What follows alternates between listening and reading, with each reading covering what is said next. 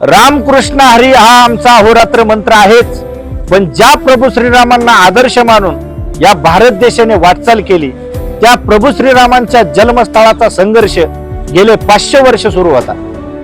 5-10 वर्षापूर्वी आपल्यालाही असं वाटत नव्हतं की अयोध्यामध्ये आपल्याला राम मंदिर बघायला मिळेल, पण आपल्या सर्वांच्या अपेक्षामुळे प्रेमामुळे पुन्हा एकदा रामलल्लांचं दर्शन घेण्याचं सौभाग्य आपल्याला प्राप्त होणार आहे. हा 500 वर्षाचा संघर्ष अनेक पिढ्यांची बलिदान याच्यामध्ये गेली. या राम मंदिराच्या संघर्षामध्ये आपल्याला सहभागी होता आलं नसेल, कदाचित आपल्याला संधी मिळाली नसेल, पण येत्या 22 जानेवारीला पुन्हा आपल्या जीवनामध्ये दिवाळी येते.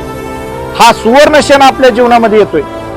त्यामुळे येत्या 22 जानेवारीला घरापुढे सारवण करून रांगोळी काढा, दीप प्रज्वलन करा. जय सियाराम, रामकृष्ण हरी.